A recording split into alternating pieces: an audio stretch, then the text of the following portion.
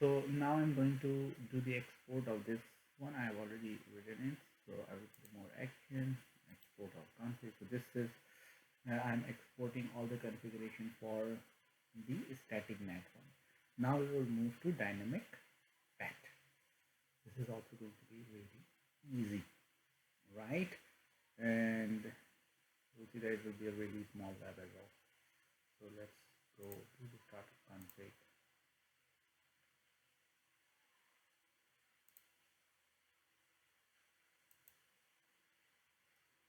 Come on, there's an error. What was the error? Let's see what was the error. See the error. Okay, error. Let's go back. So now we will do a new set, because if you look at the static NAT, we did it on router 3. So you can see I have the NAT here. The configuration is saved. Now I will create another one which will be dynamic PAT. So let's do that. Dynamic PAT, edit, and I will have this one there. Now let's move on to dynamic PAT. So dynamic PAT is happening on router 4, it's on router 9.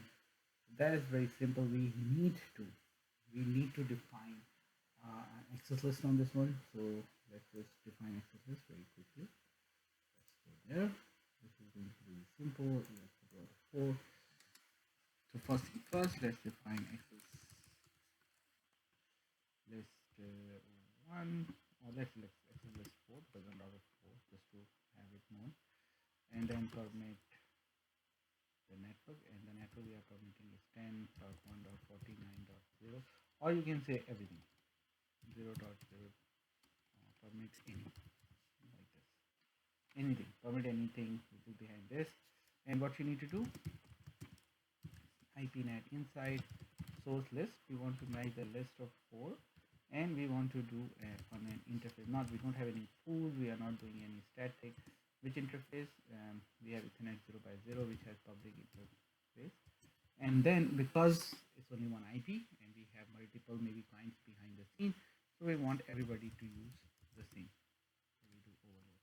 And then as usual, we go to Ethernet 0x0 and we say IP NAT outside, and then into Ethernet 0x1, we say IP NAT inside.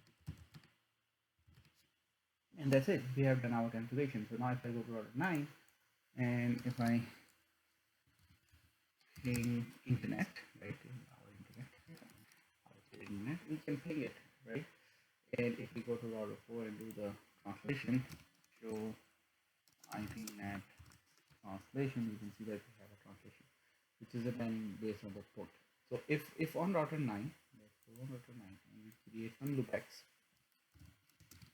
Let's create loopback 0, IP address 10.199.255.255.255.255.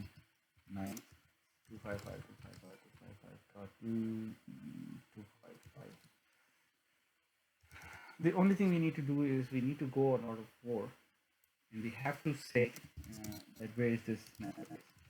We have to say that 10.199.255.255.255 is behind 10.1.49.9. Right, this is the only thing we need to do. So now if I go to router 9 and I say ping with the source of loopback 0, we are able to ping it. And if I go to router 4 and do show IP NAT translation, let's do a couple more. Let's ping like this as well. Now see. So now you can see that we are using the same IP, so the IP remains the same, but the port number is changing. The first one used 3, the second one used 4, port number 4. So this is dynamically changed by the router, and router keeps the track of it.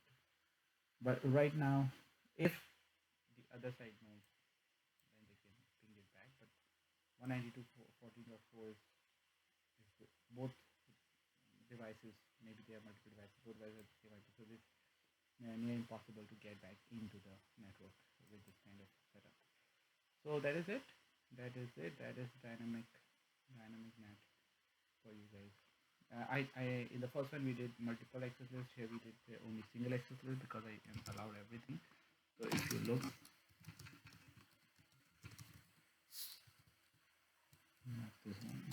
So you can see that single statement with single access. Very simple, very basic one. In the next one, we will see is static.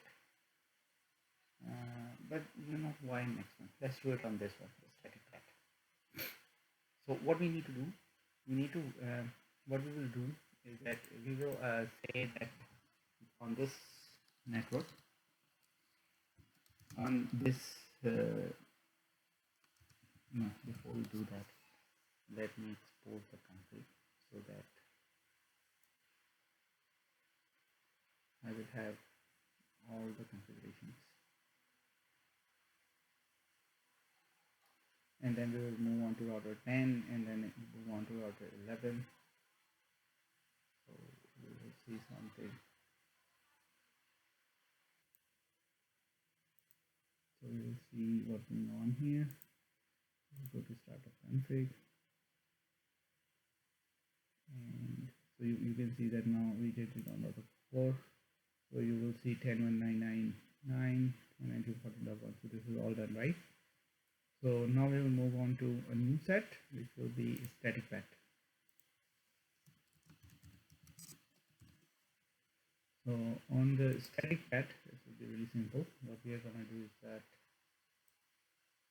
first we define what we are going to define, because we are using a router as our end host. So we will define that this is server 1, this is server 2, and this server is running HTTP, and this server is running HTTPS, something to that nature, right? So on router 10 we'll say 10 IP HTTP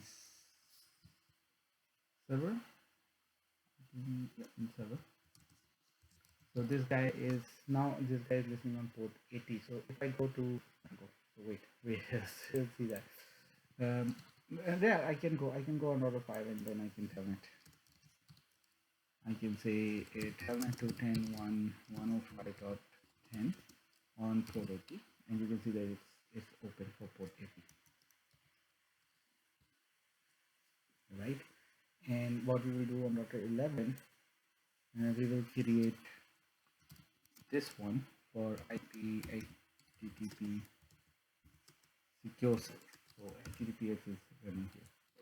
So now if I go to router 5 and do a telnet on 115.11 instead of 80, if I say 443, this is open for 443, right? So the idea now is that we have, let's say this is a poor site, right? Come on, okay. Let's say this is a poor site, and this site only have one public address, but it has 2 servers behind that.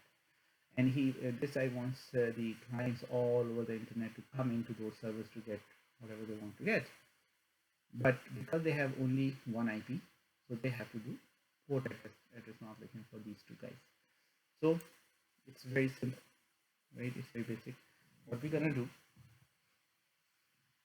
we are going to generate IPNet inside a statement on router 5. So we go on to the router 5 and we say IPNet inside, and we say source, and then the source is static, right? Because we want static mapping. Now it's asking us what you want. So we say, you know what, we want to do TCP base, because one is TCP 80 and the other one is TCP 443. We want TCP base. What is the inside local IP address? So inside local IP address in our case is 10.1.105.10, right? So okay, what local port you want to assign to this guy? You say local port is 80, and then it says okay, then what is the inside local IP address? And we have an IP address of 192.1.15.100, right? And it says what's the global UDP port. So here I want to stop and let you know one thing. The server is listening on port 80, right? So this is correct statement. But sometimes, let's say you are outside or you are in an environment where port 80 is not allowed. Maybe port 22 is allowed. So now you can say port 22 and then you can jump into port 80. This is something you can test, and then you will see what's going to happen, right? And I'll show you how it's going to happen. So in this case, let's say we keep it 80. So this is our first statement for first server. Then we create another statement. So we say IPNet and inside source static TCP again, right? And then we have 10.1.115.11. This time it is 443, and we say 192.1.15.100 on port 443. Then we can also have another static entry. So we can say, for let's say for just for this guy, we wanted 23, but telnet is not allowed. So we want to do 8080. So now we are mapping port 23 internal port to 8080 external port. So let's do this one. So now if I look at show run include NAT, we have three statements, right? And if I, so one thing is missing. So if I go to Ethernet 0x0, I can say IP NAT outside and interface Ethernet. Now I have two sub interfaces. I have to do sub interfaces. 105 will be IP NAT inside, and interface Ethernet 0x1.115 is IP NAT inside as well, right? So if I look at show IP NAT translation, you will see that I have three entries already made up. So let's test them out. So let's go to router 8, just for the fun, right? Router 8. Now we want, let's say, let's first ping to 192.1.15.100. So we can ping. Who is responding, right? So who received it? So let's go to 10 and do debug IP ICMP here. Let's go on router 11. Let's do debug IP ICMP here, and on router 5 do the same. And now we'll go back to router 8, and instead of pinging 4 times, we'll just repeat it once. Router 5 responded, okay, on behalf of 100.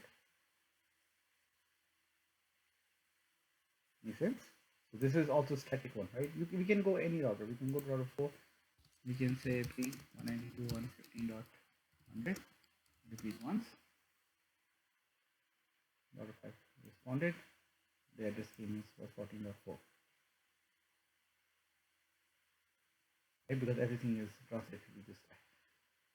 This is static, dynamic path, right? If we go on router 7, and if we do the ping of 192.115.100, repeat once. If you look at router 5, this one will get 27.2. Whatever address is available, right? We have the whole range. We decided only 10 IPs to be used. Now let's go on router 8 or router 9 again, and let's do the telnet. So if I do a telnet on port 80, so 192.1.15.100 on port 80, who should receive it? Router 10 should have received it, right? So if I go to router 5 and do show IP NAT translation, you see that I have an entry which is going to 10, right? And if I go to router 10 and see show TCP TCB something, let's see, show TCP brief, you can see that right now there is one established session on port 80. If I go back to, so we did it from router 9, right? 14.4 router 9. Let's go to router 8 and do a telnet on 192.1.15.100 on port 44. It's a ping.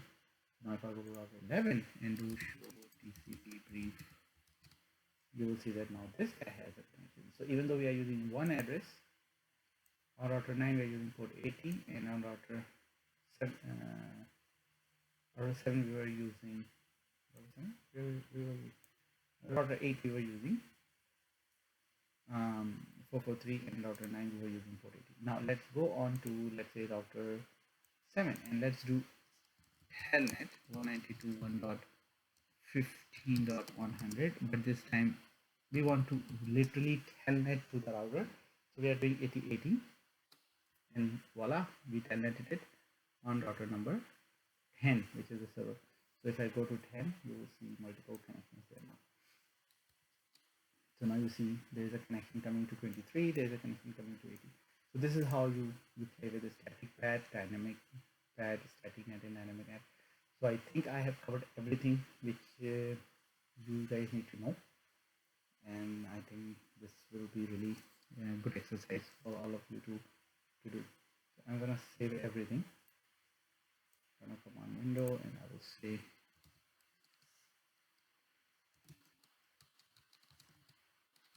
and I will confirm that everything is saved, and then I will export it.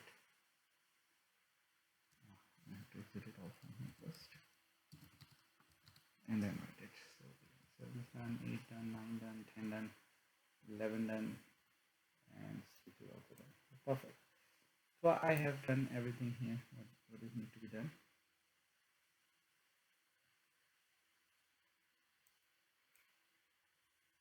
So that is perfect, right? I think we are done with our NAT lab. I'm gonna stop the video. This is the final part, and then you guys can practice it. I would highly recommend that please practice. If you do not practice, this will not make